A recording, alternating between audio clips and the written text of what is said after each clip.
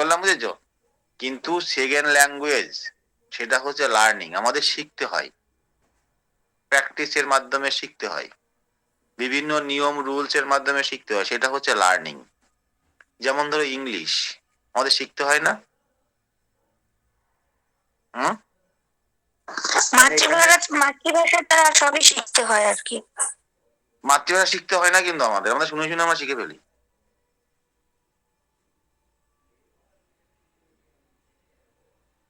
কি বললাম বুঝেছো? তো সেখানে প্রথমে তারপর রয়েছে দেখো তোমার হচ্ছে যেটা ল্যাঙ্গুয়েজ, ওই ল্যাঙ্গুয়েজটা কি আমরা জানি, ভাষা কি? ভাষা হচ্ছে একটা ভাব বা ভাবনা বা ফিলিং, যেটা আমরা পারস্পরিক আদান প্রদান করি একে অন্যের থেকে, সেটাই হচ্ছে ভাষা। এটা মাধ্যম, আমাদের মনের ভাব প্রকাশের একটা মাধ্যম হচ্ছে ভাষা। কি বললাম বুঝেছো? এখানে there are many language in the world, সারা পৃথিবীতে প্রচুর ল্যাঙ্গুয়েজ রয়েছে, তার মধ্যে 1600 ল্যাঙ্গুয়েজ মোটামুটি আমরা জানতে পারি। হুম। তার মধ্যে কিন্তু ওই আমাদের ইন্ডিয়াতে অনেকগুলো ল্যাঙ্গুয়েজ আছে, তার মধ্যে আমাদের ভারতীয় সরকার কর্তৃক প্রদত্ত কটা ভাষা ল্যাঙ্গুয়েজ আছে তো বলো তো স্বীকৃত? ওভার 72। না না, ভারতে 22টা। 22টা। হুম। এবার তার মধ্যে দেখো ল্যাঙ্গুয়েজ ফ্যামিলি, ল্যাঙ্গুয়েজ পরিবার, ভাষা পরিবার দেখো Indo European, Indo European, English, Hindi, Gujarati, বুঝলে তো, দ্রাবিয়ান, তামিল, তেলেগু, কানাড়া, এইগুলো ওই ভাষা। তারপর Austro Asiatic language in the Jharkhand, Central Asia, Austro Asiatic ভাষা, এই পরিবার। এখান থেকে একটু কোশ্চেন কম দেয়। মেন হচ্ছে এই যে তারপর দেখো আছে ক্যারেক্টারিস্টিক্স অফ ল্যাঙ্গুয়েজ, তো ল্যাঙ্গুয়েজের প্রকৃতি কেমন বা বৈশিষ্ট্য কিরকম। ইট acts as a means of communication, দেখো যোগাযোগ মানে ভাষার মাধ্যমে কিন্তু পারস্পরিক যোগাযোগ সম্পূর্ণ হয়, তাই না? It is symbolic and dynamic, ভাষা কিন্তু পরিবর্তনশীল। কি বললাম বুঝেছো? ল্যাঙ্গুয়েজ ইজ এ ডায়নামিক মানে পরিবর্তনশীল। ইট ইজ কমপ্লেক্স, এটা হচ্ছে জটিল। ইট ইজ আরবিটারি, এটা স্বাচ্ছন্দ্য। তো এই ক্যারেক্টারিস্টিক গুলোতে দেখবে যে ল্যাঙ্গুয়েজ ইজ আরবিটারি, কোশ্চেন থাকতে পারে এরকম, বুঝেছো? এবার তারপরে রয়েছে দেখো অ্যাকুইজিশন। অ্যাকুইজিশন আমি কি বললাম, মাতৃভাষা মানে মাদার টাং, আমাদের যে মাতৃভাষা বা এটাকে নেটিভ ল্যাঙ্গুয়েজ বলে বা ন্যাচারাল ল্যাঙ্গুয়েজও বলে। তাহলে নেটিভ ল্যাঙ্গুয়েজ কোনগুলো? স্থানীয় ভাষা, বুঝেছো? স্থানীয় ভাষা বা মাতৃভাষা এটা হচ্ছে নেটিভ ল্যাঙ্গুয়েজ। তারপরে তারপরে কি বলছে দেখো, when language is learn naturally without any systematic practice then it is called acquisition. মানে যে ভাষা মানে মানে মানে তোমার প্রকৃতিগতভাবে আমরা শিখি, কোনো সিস্টেমেটিক প্র্যাকটিস ছাড়াই, কোনো রুলস অ্যান্ড রেগুলেশন ছাড়াই, তাকে আমরা বলছি অ্যাকুইজিশন। যেমন ফার্স্ট ল্যাঙ্গুয়েজ, ফার্স্ট ল্যাঙ্গুয়েজ মানে মাতৃভাষা আমাদের, তাই তো? It refers to the process of learning a native or a second language because of the innate capacity of human brain. এটা বলছে যে এই যে তোমার অ্যাকুইজিশন মানে ফার্স্ট ল্যাঙ্গুয়েজ, এটা কিন্তু নেটিভ, আমি যেটা একটু আগে বললাম। আবার সেকেন্ড ল্যাঙ্গুয়েজও কিন্তু হয়। কি রকম ভাবে? ধরো তোমাকে নিয়ে গিয়ে কোনো ইউরোপের কোনো দেশে রেখে দিলাম একদম জন্মের পরে, তো ওখানে কিন্তু তোমার ইংলিশ কিন্তু ওটা তুমি কিন্তু আপনি আপনি শিখতে পারো, তোমাকে শিখতে হবে না, কারণ ওখানকার ল্যাঙ্গুয়েজ তো ওটা। কি বললাম বুঝেছো? তার মানে সেকেন্ড ল্যাঙ্গুয়েজও কিন্তু শেখা যায় উইদাউট এনি প্র্যাকটিস ছাড়া। ক্লিয়ার হলো? তারপর হচ্ছে learners acquire A language when it is used in natural environment, মানে ন্যাচারাল কমিউনিকেশন। মানে যে লার্নার সে ল্যাঙ্গুয়েজ অ্যাকোয়ার করছে যখন সে প্রাকৃতিক পরিবেশে অবস্থান করছে বা প্রাকৃতিক পরিবেশে ব্যবহার করছে, বুঝেছো? মানে এখানে কোনো গ্রামাটিক্যাল রুলস লাগে না, কারণ সেকেন্ড ল্যাঙ্গুয়েজ শিখতে গেলে সবসময় আমাদের গ্রামাটিক্যাল রুলস লাগে। আবার ফার্স্ট ল্যাঙ্গুয়েজ দেখো আমরা কিন্তু অবচেতন মনে শিখি, মানে আনকনসাস মাইন্ডে আমরা কিন্তু মাতৃভাষা মানে ফার্স্ট ল্যাঙ্গুয়েজ শিখি, কিন্তু সেকেন্ড ল্যাঙ্গুয়েজ কিন্তু অবচেতন মনে হয় না, সেটা হচ্ছে সচেতন মন। কনসিয়াস মাইন্ডে আমরা শিখি।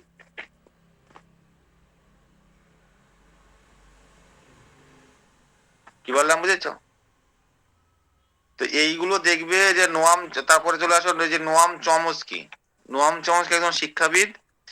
তিনি কিন্তু এই ল্যাঙ্গুয়েজের ব্যাপারে একটা জিনিস, সেটা হচ্ছে এলএডি। দেখো, ল্যাঙ্গুয়েজ অ্যাকুইজিশন ডিভাইস। হুম। তো ল্যাঙ্গুয়েজ অ্যাকুইজিশন ডিভাইস, এটা কিন্তু আমাদের যে ব্রেন, আমাদের ব্রেনের বাঁ দিকটা থাকে। ল্যাঙ্গুয়েজ অ্যাকুইজিশন ডিভাইস এটা কিন্তু একমাত্র আমাদের মানুষেরই রয়েছে, অন্য কোনো প্রাণীর কিন্তু নেই। মানে এটা সিস্টেম, বুঝলে তো, যে সিস্টেমের মাধ্যমে আমরা ভাষা অর্জন করে সেটা বহিঃপ্রকাশ করতে পারি। আর আমাদের ডান দিকে রয়েছে, ব্রেনের ডান দিকে হচ্ছে ক্রিয়েটিভিটি রয়েছে, ক্রিয়েটিভিটি সৃজনশীলতা।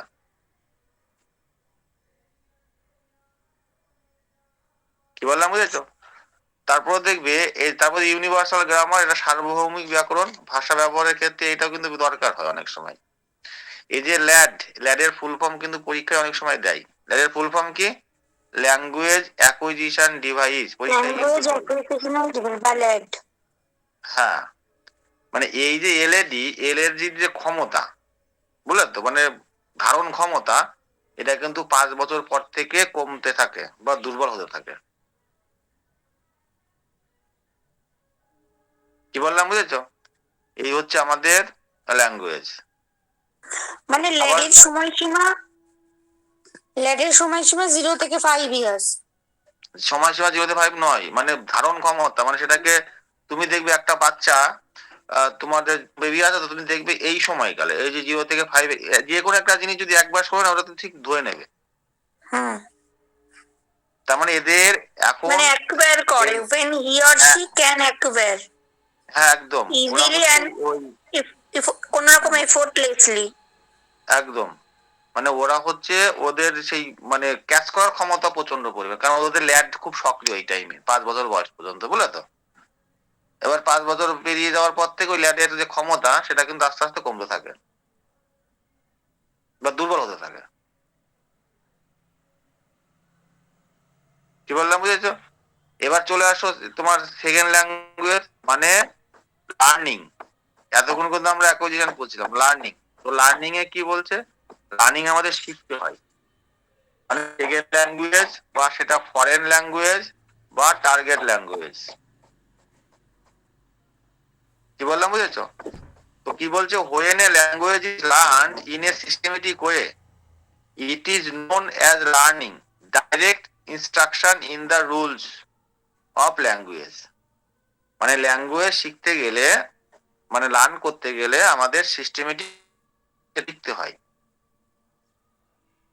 নতুন কিন্তু শেখা যাবে না সেকেন্ড ল্যাঙ্গুয়েজ যেটা। তো এটা হচ্ছে লার্নিং, হচ্ছে মিনিংফুল প্রসেস। মানে এটা হচ্ছে একটা অর্থপূর্ণ পদ্ধতির মাধ্যমে কিন্তু শিখতে হয়, বুঝলে তো। তার কারণ তুমি দেখবে আমরা যে মাতৃভাষা ব্যবহার করি, আমাদের কিন্তু গ্রামার এগুলো সব ঠিকঠাক কিন্তু নয়। আমরা চলতি ভাষায় অনেক সময় ব্যবহার করি, কিন্তু আমরা যখন সেকেন্ড ল্যাঙ্গুয়েজ ব্যবহার করি বা কথা বলি, সেখানে দেখবে কিন্তু একদম গ্রামার বা সেন্টেন্স বা এ সব কিন্তু অর্থপূর্ণ ভাবে আমরা শিখে কথা বলি। তো এটা হচ্ছে মিনিংফুল প্রসেস। ক্লিয়ার হলো? আবার থার্ডে রয়েছে দেখে লার্নিং ইজ কনসিয়াস প্রসেস, মানে কি সচেতন পদ্ধতি, এবং এটা হচ্ছে মোর এফেক্টিভ, আরো বেশি হচ্ছে ফলপ্রসূ। ক্লিয়ার হলো? সেটা হচ্ছে সেকেন্ড ল্যাঙ্গুয়েজ। তো এই হচ্ছে বেসিক কনসেপ্ট। এর সঙ্গে দেখবো এই কোশ্চেন দেওয়া রয়েছে, হ্যাঁ, এটা তুমি নেবে। এর সঙ্গে তুমি আরো আমি কিছু দিয়ে দেবো কোন এই ল্যাঙ্গুয়েজ লার্নিং এর উপরে কিছু কোশ্চেন অ্যান্সার, হ্যাঁ, ওইগুলো দেখবে। আর রিতার যে বই আছে মলয়েন্দু দিনদা কিনতে হবে, ওখানে কিছু কোশ্চেন পাবে। ঠিক আছে, এগুলো দেখলেই তোমার হবে।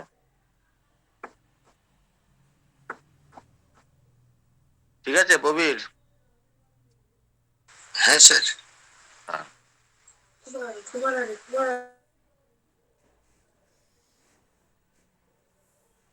এই যে এটা কোশ্চেন দিয়েছে, home language is dash in a natural way. মানে হোম ল্যাঙ্গুয়েজ তো মানে অ্যাকোয়ার্ড করতে হয় আমাদের, তাই না? মানে পারিবারিক ভাষা তো অ্যাকোয়ার্ড মানে অর্জন করতে হয়।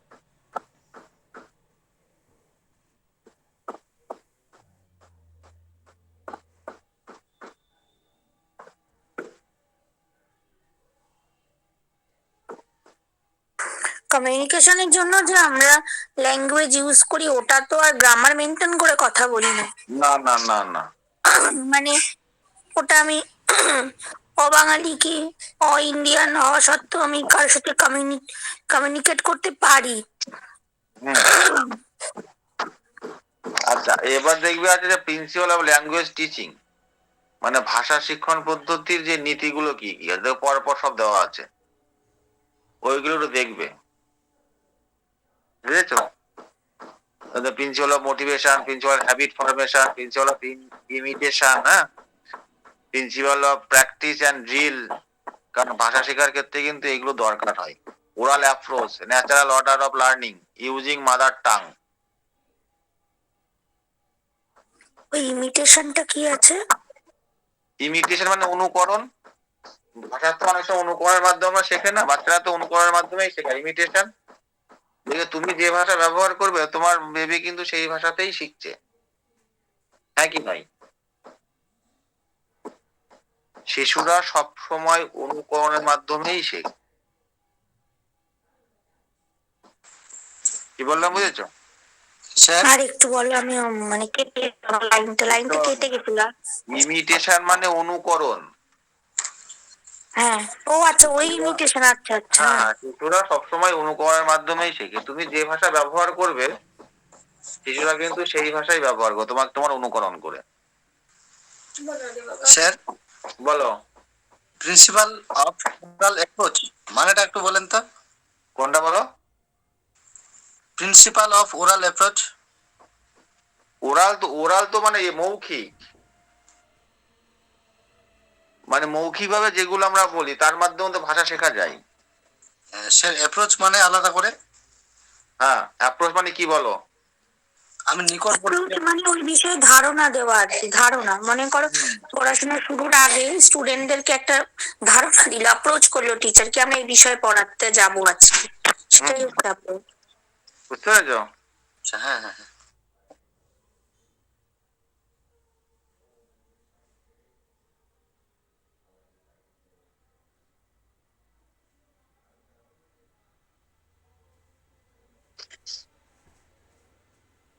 আচ্ছা, এবার এবার তোমার পরের দিকে রয়েছে, তোমার হচ্ছে যে ম্যাক্সিমাম অফ ল্যাঙ্গুয়েজ টিচিং, মানে ল্যাঙ্গুয়েজ টিচিং কিভাবে হয়? নোন টু আননোন, মানে জানা থেকে অজানা।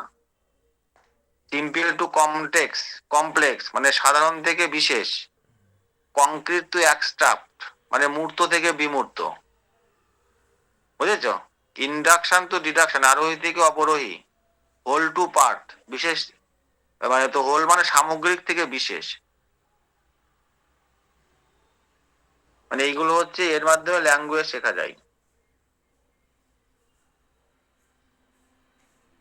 ঠিক আছে? আচ্ছা, এখানে বাইলিঙ্গুয়ালিজম মানে কি? যে শিশু দুটো ভাষায় কথা বলতে পারে তার বাইলিঙ্গুয়ালিজম বলা হয়। আর পলিগ্লট মেয়ে যে 5 থেকে 10টি ভাষায় কথা বলতে পারে। ওকে।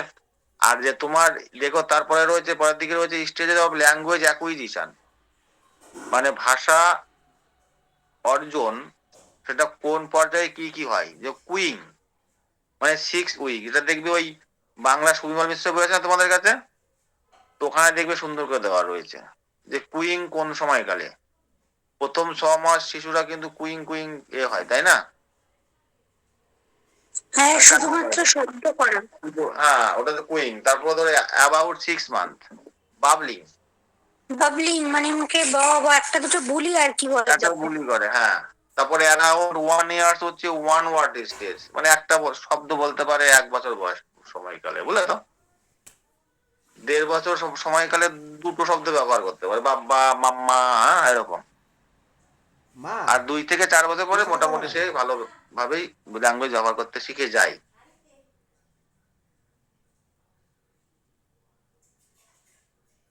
কি বললাম কিন্তু বুঝেছো? আমি শুনলাম না সে 4টে করে ওয়ার্ড বলে। বলো। আমাদের তো সবাই 4টে করে ওয়ার্ড বলতে পারে। কোন সময়কালে? ওরে বয়স এখনো 4টে করে ওয়ার্ড বলতে পারে। ও আচ্ছা আচ্ছা, ঠিক আছে। এই হচ্ছে ল্যাঙ্গুয়েজটা, ভালো করে পড়বে, এখান থেকে আসবে, হ্যাঁ। আর আমি কিছু কোশ্চেন দিয়ে দেবো এখন। ওগুলো সলভ করবে, আর রিটার বইটা সলভ করবে। ঠিক আছে?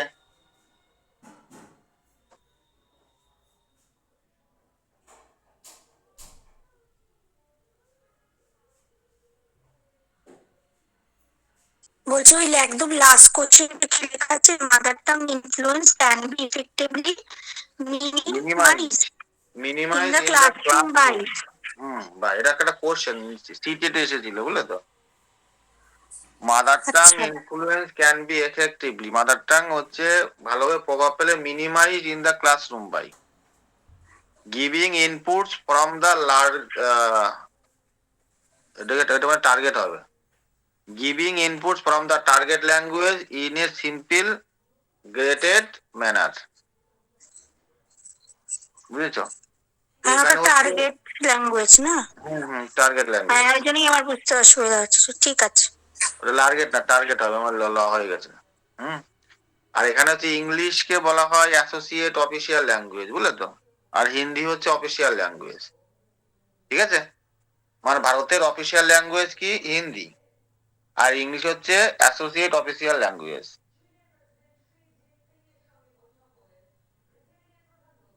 ঠিক আছে? তো এইগুলো একটু সুন্দর করে পড়বে, একটু বুঝে বুঝে পড়বে, আশা করি হয়ে যাবে। ওকে?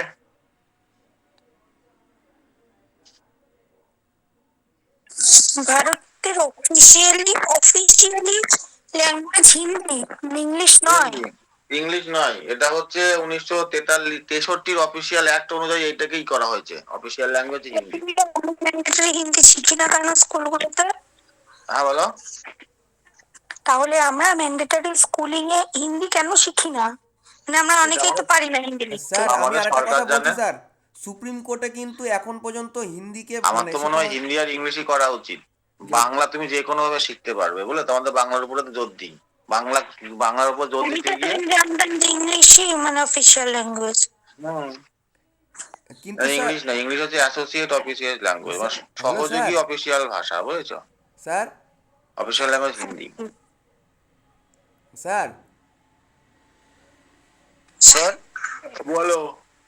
মাঝে সাঝে আমি দেখি যে রাষ্ট্রীয় ভাষা আমাদের হিন্দি হিন্দি, এটা নিয়ে আবার যেখানে সেখানে বিতর্ক দেখি, আমি বুঝতে এটা গোলমাল লেগে যাচ্ছে। রাষ্ট্রীয় ভাষা কিন্তু আমাদের কিছু নেই, জানো তো। আমাদের কোনো রাষ্ট্রীয় ভাষা নেই।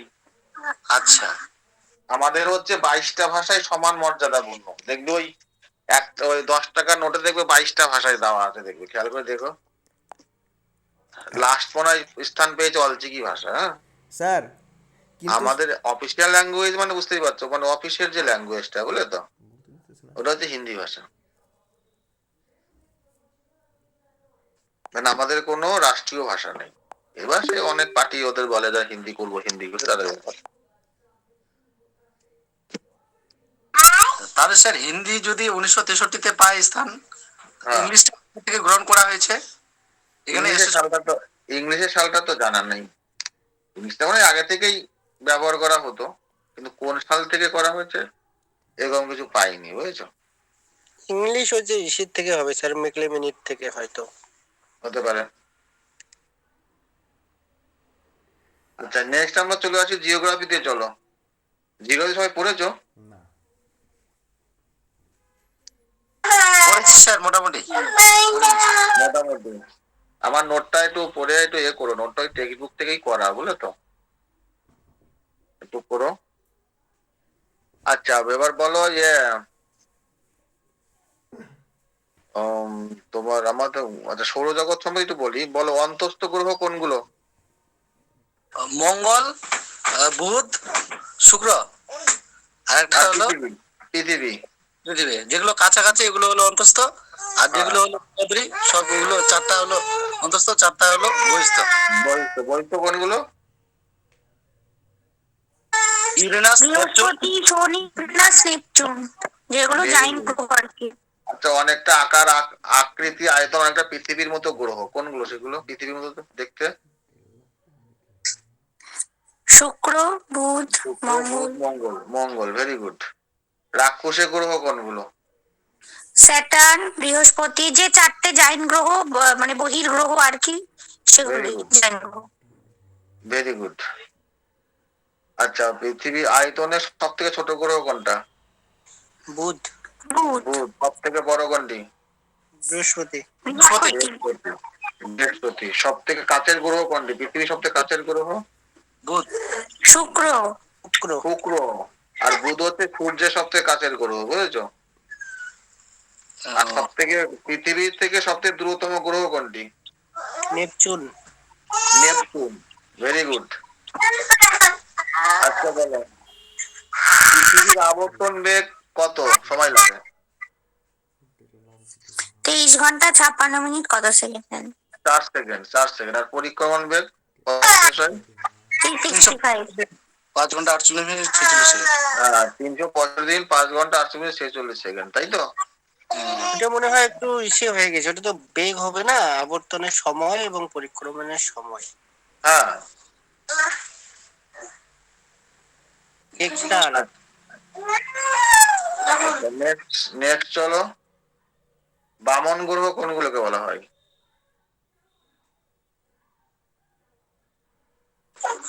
যেগুলো হচ্ছে আকারে অনেকটা ছোট এবং ওই বহির্জগতের কোনো কিছু যদি সেটাকে ধাক্কা মারে সেই আঘাতটাকে প্রতিহত করতে পারে না, সেগুলো হচ্ছে বামন গ্রহ। আমার কাজ, সেই গ্রহগুলোর নাম কি? যেমন প্লুটো, সেরেস। Very good. হাউমেয়া, তাই তো? ম্যাকেমাকে, এরিস, এগুলো পড়বে কিন্তু। কোনগুলো বামন গ্রহ, কোনগুলো কুলিন গ্রহ, ঠিক আছে? আচ্ছা, নেক্সট বলো, পৃথিবীর বৃহত্তম পরিধি কত কিলোমিটার?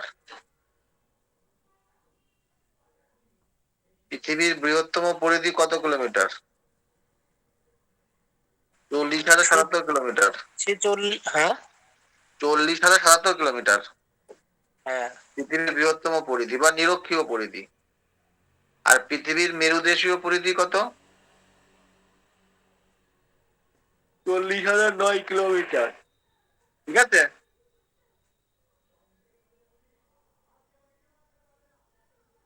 আচ্ছা, পৃথিবীর গড় ব্যাস কত? এইগুলো কিন্তু মুখস্থ রাখবে, বুঝলে তো? এগুলো পরীক্ষা আসে। 12,800। হ্যাঁ, 12,800। আর গড় ব্যাসার্ধ? 6,400। 6,400। 6,400। পৃথিবীর গড় পরিধি কত? পৃথিবীর গড় পরিধি 40,000 কিলোমিটার। আচ্ছা, নিরক্ষীয় ব্যাস আর মেরুদেশীয় ব্যাসের মধ্যে পার্থক্য কত? দৈর্ঘ্যের পার্থক্য? 43 মিনিট। 43 কিলোমিটার। 43,000 না? 43 কিলোমিটার। হুম। 43 কিলোমিটার।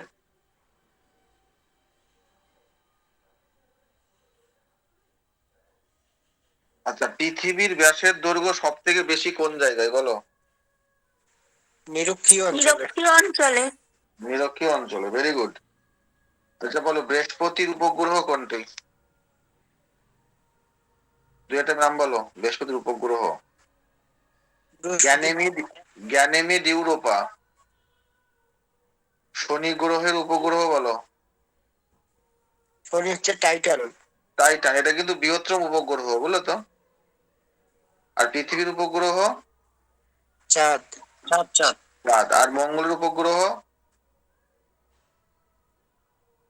ডাইমোস আর ফোবস। ফোবস হচ্ছে সৌরজগতের সব থেকে ছোট উপগ্রহ। কি বললাম, বুঝেছো?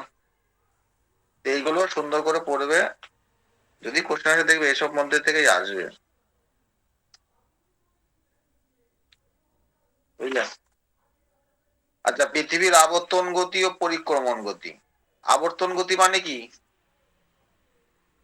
নিজের অক্ষে ঘোরা। আর আর একটা বার্ষিক গতি, সূর্যের অক্ষে ঘোরা, প্রবর্তন গতি। পৃথিবী সূর্যের চারিদিকে প্রদক্ষিণ করা, তাই তো? এটা বার্ষিক গতি বা পরিক্রমণ গতি। আর আবর্তন গতি মানে নিজের অক্ষের চারিদিকে ঘুরছে, লাট্টুর মতো, বুঝেছো? তো এখানে হচ্ছে এই যে আহ্নিক গতি বা আবর্তন গতি বা দৈনিক গতি, তাহলে আবর্তন গতির সময়কাল কত একটু আগে বললে? 23 ঘন্টা 56 মিনিট 4 23 ঘন্টা সেকেন্ড। 56 মিনিট 4 সেকেন্ড বা প্রায় 24 ঘন্টা। হ্যাঁ, তো একে বলা হয় এক সৌর দিন। কি বললাম বুঝেছ?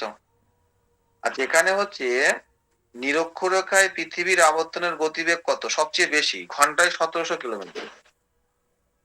নিরক্ষরেখা মানে কত ডিগ্রি বলতো? 0 জিরো 0। ডিগ্রি। 0 ডিগ্রি। মানে ওই জায়গাটায় পৃথিবীর আবর্তনের গতিবেগ সব থেকে বেশি, ঘন্টায় 1700 কিলোমিটার। আর সুমেরু কুমেরুতে আবর্তনের বেগ সবচেয়ে কম। ঠিক আছে? আর যে কর্কট ক্রান্তি রেখা আর মকর ক্রান্তি রেখায় পৃথিবীর আবর্তনের বেগ কত? প্রায় 1520 কিলোমিটার ঘন্টায়। কর্কট ক্রান্তি রেখার মান কত? 23.5 ডিগ্রি। সাহেব উত্তর বলতে হবে। কর্কট রেখা 60 উত্তর, আর মকর ক্রান্তি রেখা 23.5 ডিগ্রি দক্ষিণ। Very good. আচ্ছা, কলকাতায় পৃথিবীর আহ্নিক গতির বেগ কত? বা আবর্তন গতিবেগ কলকাতায়? 4 মিনিট। 1536 কিলোমিটার। বা একটা বই দেখলাম 1540 কিলোমিটার। পার মিনিটে না পার ঘন্টায় ঘন্টা? ঘন্টায় ঘন্টায় পার ঘন্টায়। কলকাতায় পৃথিবীর আবর্তন বেগ পার ঘন্টায় 1536 কিলোমিটার। বুঝেছো? এই আবর্তনের বেগের কিন্তু বিভিন্ন ফলাফল রয়েছে। কি কি হয় বলতো আবর্তন বেগের ফলে? দিন রাত্রি হয়, দিন জোয়ার রাত্রি ভাটা হয়, হয়। জোয়ার ভাটা হয়, সূর্যোদয় জোয়ার ভাটা সূর্যাস্ত হয়, হয়। সূর্যোদয়, ভেরি গুড, এগুলো মুখস্থ রাখবি। তারপরে বায়ু আমাদের প্রবাহ। যে আমরা যে টাইম যে সময়টা যে গণনা করি সেটাও তো আমাদের এর উপরেই নির্ভর করে। একদম দিন সময় রাত্রি। গণনার ক্ষেত্রে বিশেষ গুরুত্ব এর উপরেই হয়। বায়ু প্রবাহ সমুদ্র স্রোতের গতি বিক্ষেপ করে, তাই না? উদ্ভিদ ও প্রাণীকুল সৃষ্টিতে কিন্তু সহায়ক হয়। এগুলো মাথায় রাখবে। ঠিক আছে? আচ্ছা, ছায়াবৃত্ত কাকে বলে? বা ওই যে আলোকবৃত্ত? পৃথিবীর আবর্তনটা যে হচ্ছে দিন রাত্রির যে মানে ওই যে বৃত্তাকারে যে অ্যাকচুয়ালি সীমানাটা বলছে, মানে সেই আলো আর সীমানাটাই তো ছায়াবৃত্ত। হ্যাঁ, মানে দিন রাত্রির সীমানা, অর্থাৎ আলো ও অন্ধকারের যে সীমা রেখাটা, তাই তো? হ্যাঁ। ওটাই হচ্ছে ছায়াবৃত্ত বা আলোকবৃত্ত। ঠিক আছে? আচ্ছা, আবর্তনের সময় সব থেকে বেশি কোন গ্রহের? মানে কোন গ্রহের বৃহস্পতি সব হবে থেকে হয়তো। বেশি বুধ, না, যে কাছে থাকলো। শুক্র। আবর্তনের সময় সবচেয়ে বেশি লাগে, যেমন পৃথিবীর লাগে কত? 23 ঘন্টা 38, 23 ঘন্টা, ও 23 ঘন্টা। তার নিজের সময় কতক্ষণ লাগে? হ্যাঁ। হ্যাঁ হ্যাঁ, এটা হচ্ছে শুক্র। শুক্র সব থেকে বেশি দিন লাগে, বুঝলে তো? শুক্র সব থেকে লাগে 243 দিন। হ্যাঁ, আর কম কম হচ্ছে বৃহস্পতি, 9 ঘন্টা 50 মিনিট। আর সব থেকে দ্রুতগামী গ্রহ কোনটি? এটা হচ্ছে বুধ। বুধ কাছে থাকে বলে। কাছে থাকে বলে। ওকে। আর বার্ষিক গতি তো বললাম, সে বললো সেটা হচ্ছে সূর্যের চারিদিকে পৃথিবী যে ঘুরছে যে কক্ষপথে, হ্যাঁ, এবার ঘুরতে যে সময় লাগে কত দিন? 360 ঘন্টা 38 মিনিট 46 সেকেন্ড। হ্যাঁ, এটাকে বলা হচ্ছে 365 দিনে 1 বছর, ধর হয় 6 ঘন্টা এক্সট্রা থাকছে, তো ওটাকে মানে প্রতি লিপ 4 বছর ইয়ার। অন্তর অন্তর করে একদিন বাড়িয়ে দেওয়া হয় ফেব্রুয়ারি মাসে, সেটাকে বলছে লিপ ইয়ার। তাই তো? তাই এই যে পৃথিবী যে নির্দিষ্ট কক্ষপথে সূর্যকে পরিক্রমণ করে, এটা হচ্ছে পৃথিবীর কক্ষ বা অরবিট বলে, বুঝলে তো? তাহলে পৃথিবীর কক্ষপথের মোট দৈর্ঘ্য কত? প্রায় 96 কোটি কিলোমিটার। কি বললাম বুঝেছো? তাহলে পৃথিবীর যে কক্ষপথ, মানে সূর্য যে চারিদিকে ঘুরছে ওই কক্ষপথটা, ওই কক্ষপথের দৈর্ঘ্য কত? প্রায় 96 96 কোটি কিলোমিটার। কোটি কিলোমিটার। আর পৃথিবী সূর্য পরিক্রমে প্রতি সেকেন্ডে প্রায় 30 কিলোমিটার পথ অতিক্রম করে, মানে পার সেকেন্ড 30 কিলোমিটার পথ অতিক্রম করতে, মানে কত স্পিডে ঘুরছে তোমার আইডিয়া আছে? পার সেকেন্ডে 30 কিলোমিটার করে অতিক্রম করছে, মানে সূর্যের চারিদিকে ঘুরছে আর কি।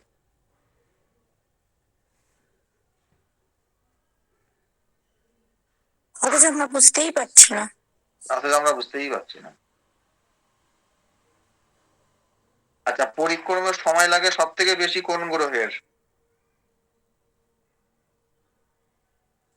বৃহস্পতির। নেপচুন 165 বছর লাগে। ওরে বাবারে, হ্যাঁ। অনেক অনেক দূরে থাকে তো। সূর্য থেকে সবচেয়ে দূরের গ্রহ তো নেপচুন, হ্যাঁ তাই তো? হ্যাঁ হ্যাঁ, নেপচুন। আর কম সময় লাগে কার?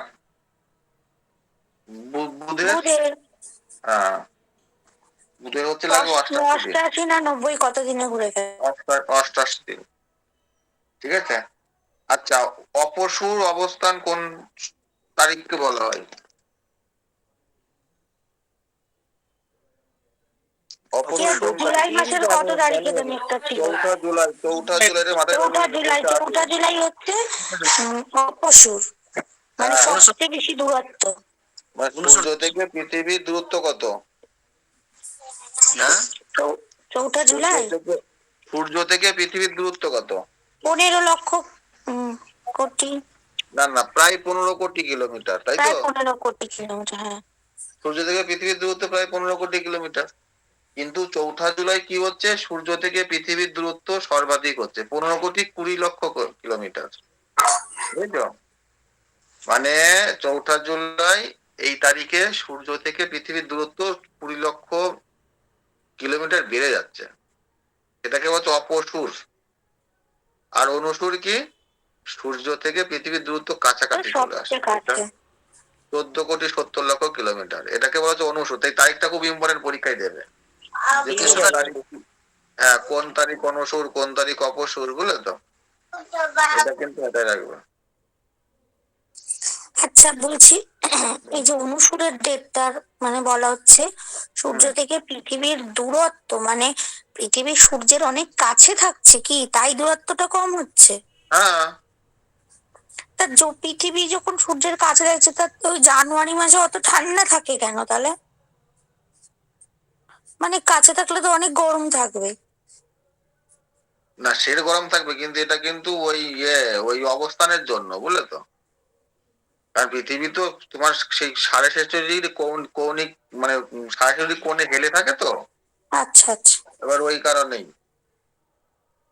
কারণ আমাদের দেখবে এই শীতকালে কিন্তু সূর্য তির্যক ভাবে পড়ে আমাদের এদিকে, খেয়াল করে দেখো, লম্ব ভাবে পড়ছে না। লম্ব ভাবে পড়লে তো তোমার গরম পড়বে, হ্যাঁ কি না? হ্যাঁ। কি বললাম বুঝেছো? যদি তো লম্ব ভাবে পড়লেই গরমটা পড়ে, কিন্তু এই শীতকালে সূর্য তির্যক ভাবে পড়ে। তির্যক ভাবে পড়লে মানে কি, তোমার এই সেই জন্য এখানে ঠান্ডা ঠান্ডা পড়ে,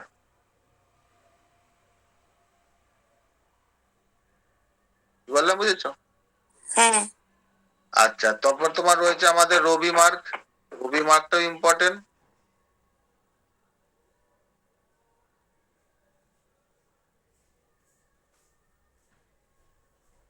রবি মার্কটা কি বলতো?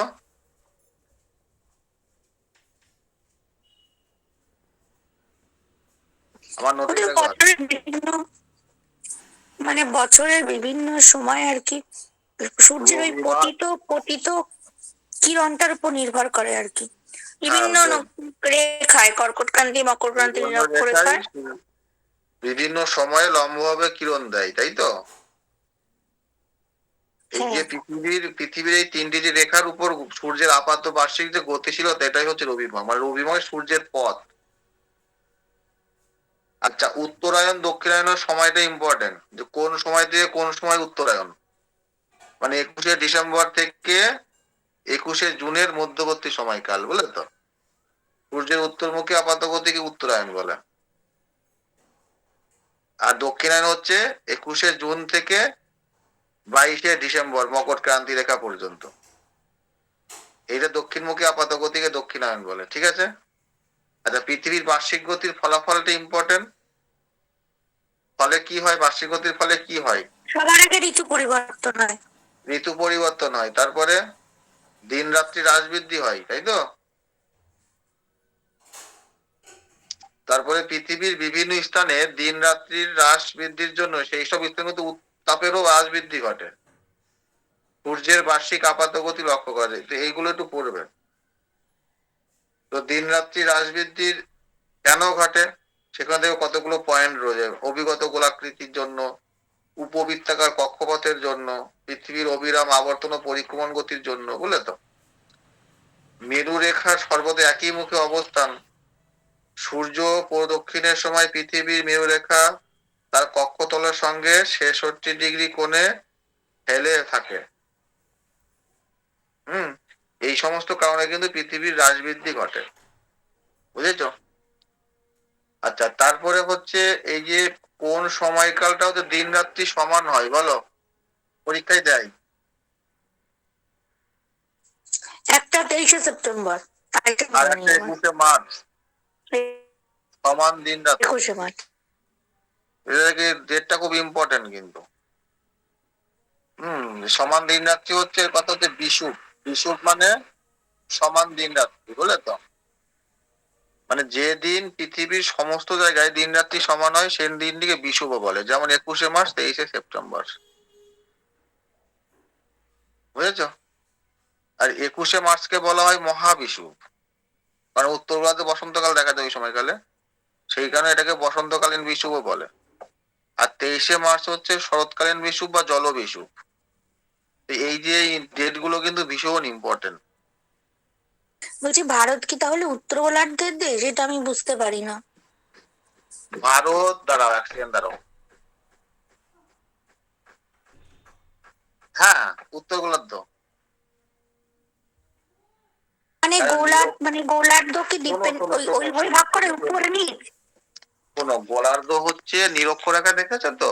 0 ডিগ্রি, 0 ডিগ্রির হ্যাঁ, উপরের দিকটা হচ্ছে উত্তর গোলার্ধ, আর 0 ডিগ্রি নিচের দিকটা দক্ষিণ গোলার্ধ। ক্লিয়ার হলো? হ্যাঁ, তুমি দেখবে যদি ম্যাপ দেখো, নিরক্ষরটা গেছে কিন্তু শ্রীলঙ্কারও নিচ দিয়ে, খেয়াল করে দেখো। হ্যাঁ, আমরা তো কর্কট বা মকরে পড়ি, 23.5 ডিগ্রি উত্তর। হুম, তাহলে ওই নিচ দিয়ে গেছে, শ্রীলঙ্কারও নিচ দিয়ে গেছে, হ্যাঁ, ওই তোমার নিরক্ষরেখা, তার মানে আমরা কিন্তু উত্তর গোলার্ধে পড়ছি। আচ্ছা, 23.5 ডিগ্রি নর্থ মানেই তো আমরা উত্তর গোলার্ধ। অবশ্যই অবশ্যই।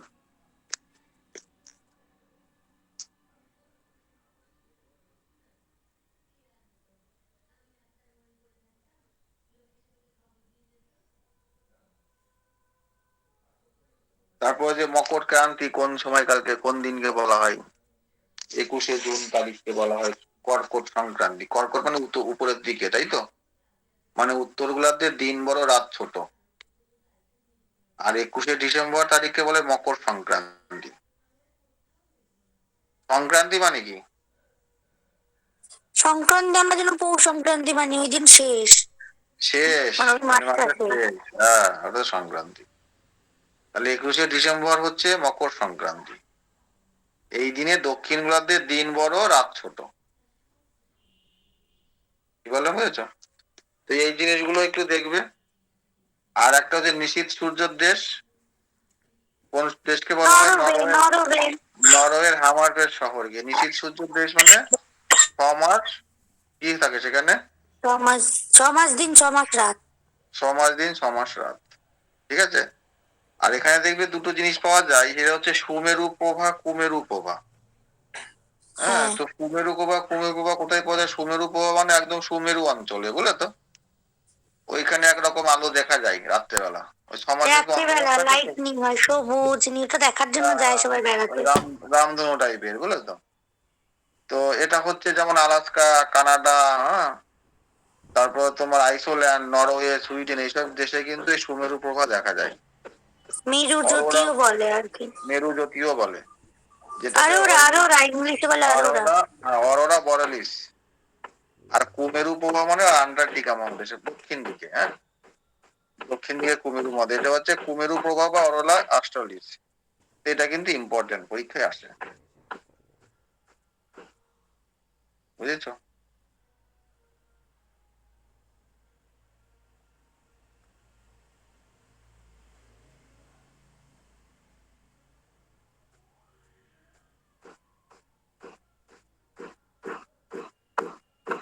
যেমন তোমার হচ্ছে ঋতু পরিবর্তনের জিনিসে দেখো, যে পৃথিবীর নিরক্ষীয় অঞ্চলে বছরের সবসময় গ্রীষ্মকাল, ফলে সেখানে কোনো ঋতু পরিবর্তন হয় না নিরক্ষীয় অঞ্চলে, মানে যেমন নিরক্ষরেখা আফ্রিকা। বরাবর। হ্যাঁ, আর হচ্ছে পৃথিবীর মেরু অঞ্চল সারা বছরই শীতকাল, সেটা আমরা জানি, কারণ সেখানে সূর্য রশ্মি তির্যক ভাবে পড়ে, তাই না?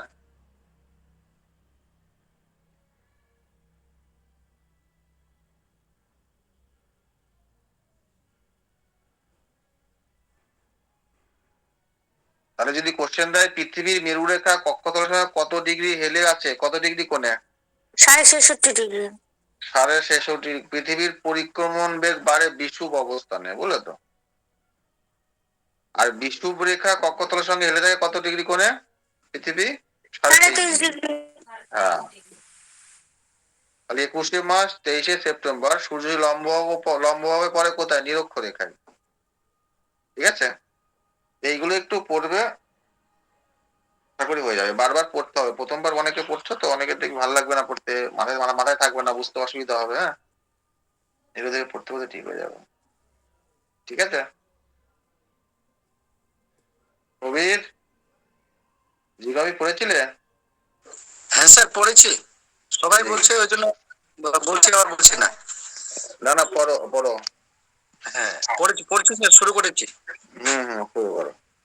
আর স্যার আরেকটা প্রশ্ন থেকে গেল, কাছের গ্রহ বলো। বললেন, সূর্যের কাছের গ্রহ আমি বুধ জানতাম, শুক্র হলো, আরেকটা কি যেন বললেন ভুলে গেলাম।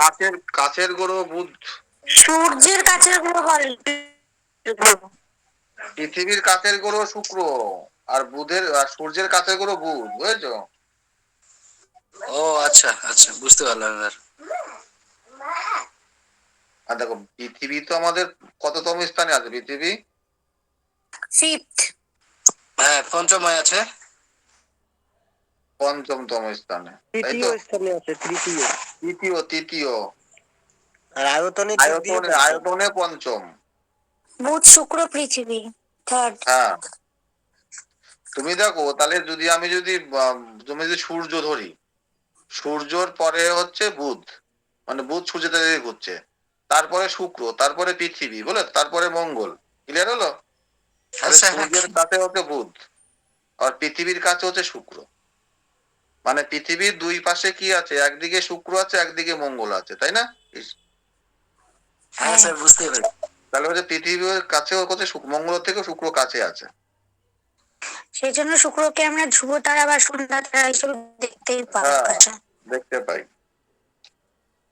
এই ধ্রুব তারা কোন আকাশে দেখা যায়, কোন আকাশে, এটা অনেক সময় পরীক্ষায় আসে। নর্থে ধ্রুব নর্থে। তারা নর্থে, আর শুক তারা বা ভোরের বেলা সেটা হচ্ছে পশ্চিম আকাশে, না পূর্ব আকাশে ভোরবেলায়।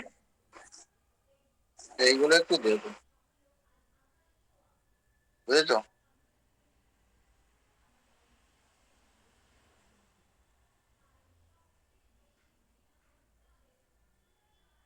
আচ্ছা, নেক্সট দিন পরের চ্যাপ্টার থাক নাকি? হ্যাঁ স্যার ঠিক আছে। আর এটা কিন্তু আমি বারে বারে বলেছি, তোমাদের কিন্তু পরিশ্রম করতে হবে প্রচুর। ঠিক আছে, কারণ এখানে তোমাদের কিন্তু সাফল্য নির্ভর করছে তোমাদের পরিশ্রমের উপরে। পরিশ্রম না করলে কিন্তু কিছু হবে না। হুম, মানে পৃথিবীর কোন স্থানের অবস্থান নির্ণয়, পরের চ্যাপ্টারটা, ওই চ্যাপ্টারটা পড়ো, বেশি পড়া নিতে হবে না।